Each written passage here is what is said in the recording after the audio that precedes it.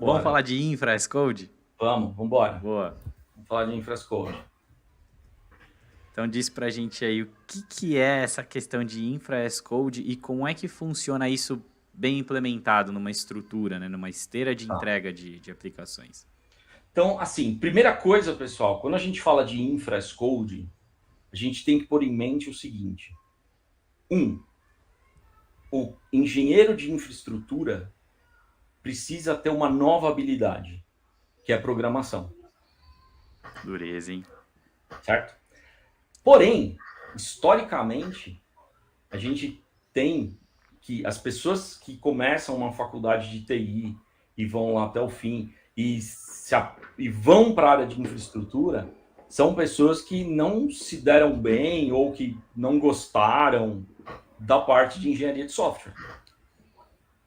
Chegou num ponto que não tem jeito, Infra as Code chegou. Então, primeiro desafio para uma boa implementação de Infra as Code são as pessoas de infraestrutura entenderem que elas precisam de uma nova habilidade, que é codificar.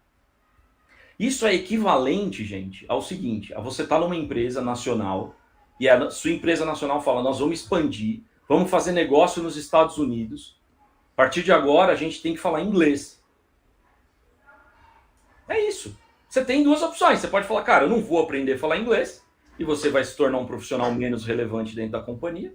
Ou você pode falar, eu vou aprender a falar inglês antes de todo mundo e vou aproveitar a oportunidade que a companhia vai dar porque ela está fazendo negócio lá fora. Então, pro profissional de infraestrutura, entenda o seguinte, você precisará saber codificar. Segundo ponto da história. Como, na maior parte das vezes, os profissionais de infraestrutura tem resistência a aprender a codificar, o time de desenvolvimento começou a assumir essa função e ele começou a codificar a infraestrutura. Principalmente quando você fala de cluster Kubernetes, onde tem os pods. Né? O pessoal às vezes o time de infraestrutura prefere achar que um pod é um componente de aplicação do que um componente de infraestrutura. Mas não é, gente, tá? Um pod é um componente de infraestrutura. Anota aí no caderninho. Né? Só que aí você tem o outro lado. O cara que é engenheiro de software, saiu da faculdade com esse skill, não conhece pachongas do dia a dia da infraestrutura. Então ele não tem o conhecimento necessário para deixar uma operação saudável lá no fim do dia, mesmo sabendo codificar. Então, para que isso seja saudável, você precisa unir essas duas equipes, colocá-las para trabalhar junto na mesma mesa e elas dividirem conhecimento. Quando elas fizerem isso, você vai ter um bom sucesso na sua implementação de Infra as Code. Aí vem a segunda parte da pergunta, que ela é menos complexa, para não dizer que ela é simples, mas muito relevante, tá? Que é assim, o que é infraestrutura as code? Eu provisiono minhas máquinas virtuais num job que eu criei no Jenkins. Beleza, e quem põe ela na rede? Eu mando para o time de rede. Tu não tá fazendo Infra as Code.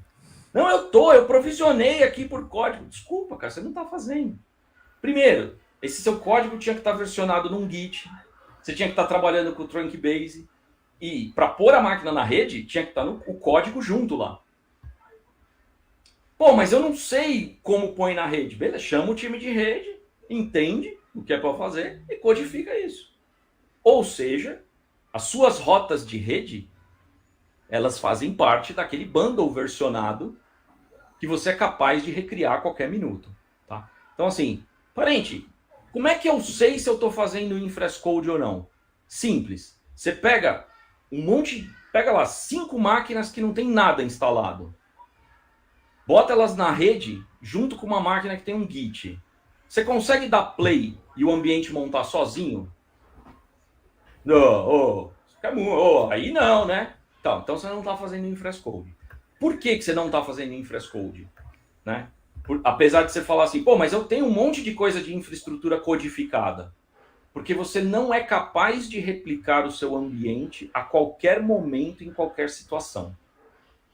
E se você não é capaz de replicar o seu ambiente, você não está fazendo Infra as Code, você está fazendo infraestrutura de um jeito mais complicado do que você fazia antes, mas com os mesmos problemas que você tinha antes. Caraca. Ponto. Pode crer.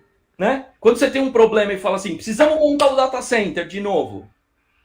Aí você fala assim, putz, errou, cara. Preciso levantar o que tem que abrir de porta em Firewall, preciso levantar a configuração de storage, preciso levantar isso. Se você faz infra as code, precisamos montar o data center de novo.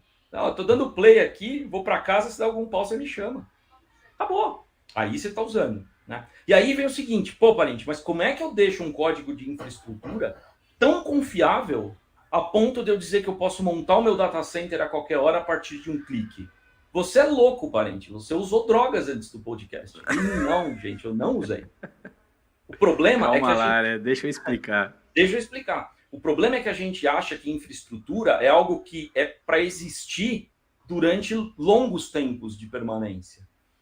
Né? E não é. Uma infraestrutura de produção de uma aplicação, ela deveria ser destruída pelo menos de 3 a 4 vezes por dia durante o horário comercial. Olha aí, hein? Pô, mas eu não consigo fazer isso. É lógico que não. A sua infraestrutura não é confiável. Você não tem resiliência na sua infraestrutura. Para isso acontecer, é muito simples. O time tem que parar de pensar que ambiente de produção é uma coisa, ambiente não produção é outra. E pensar, não existe mais ambiente. O que existe são estágios de maturidade do meu código. Então, o meu código que provisiona a infraestrutura versão 3.0, a maturidade dele é de teste. Depois que ela ficar madura o suficiente, a maturidade dela vai ser de homologação. E aí eu faço o deploy em homologação. Depois que estiver maduro o suficiente, eu faço o deploy em produção.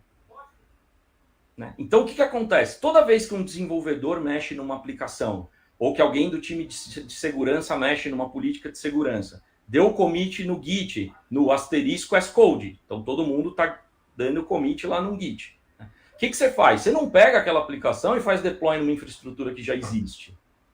Isso é a prova cabal de que você não tem o menor domínio sobre a infraestrutura da sua empresa. Você cria uma infraestrutura nova, faz deploy na infraestrutura nova, deu pau, deu. Você destrói, mexe de novo no código, commit, deploy da infraestrutura nova, deploy da aplicação nova. O teste de aplicação vem junto com o teste de infraestrutura. Funcionou bem? Funcionou. Tem uma estrutura, tem um código-fonte que me dá uma infraestrutura com maturidade de desenvolvimento. Passou por todos os processos de teste? Passou. Vamos mandar isso para o ambiente de homologação. Reprovisiona o ambiente de homologação, redeploy da aplicação, reteste das coisas. Funcionou bem? Funcionou bem. Vou para a produção. Redeploy da infraestrutura de produção, redeploy da aplicação, testes lá na produção de novo, etc. Então, percebe o seguinte, se você está trabalhando em Trunkbase, todo mundo no mesmo código, cada um que faz commit, você recompila a aplicação, recompila a infraestrutura, ou reprovisiona a infraestrutura, testa todo esse conjunto pronto, dá um número de versão para ele e manda ele para frente. Né? Cara, você está testando dezenas de vezes por dia a sua capacidade e resiliência de infraestrutura. Logo, você monta o seu data center a qualquer minuto que você quiser a partir de um clique. Se você não põe isso nesse processo, você só está fazendo infraestrutura igual você fazia antigamente, de uma forma mais complexa com os mesmos problemas. E a última vírgula, eu não sei se vocês perceberam, testa a aplicação mais o teste de infraestrutura. Cara de infraestrutura, qual é a sua opinião quando alguém manda uma aplicação para produção sem teste? É a mesma opinião que a gente tem quando você manda o seu código de infraestrutura para produção sem teste. Aí cada um tem a sua opinião sobre isso. Então, esse é um novo skill, não do time de infraestrutura, mas do time de QA. O time de QA tem que aprender a testar infraestrutura, gente. Faz parte agora. Não adianta, eu sei o requisito de negócio. Legal, e o requisito de operações? Que é e aquele tal do requisito não funcional, né? Requisito não funcional, é outro, né? Além disso. Porque agora a infraestrutura passa a ter requisitos funcionais, tá? Efetivamente, além do não funcional, como a gente tratava antes. Então, infra as code é um assunto um pouquinho mais longo, mas é mais ou menos isso o panorama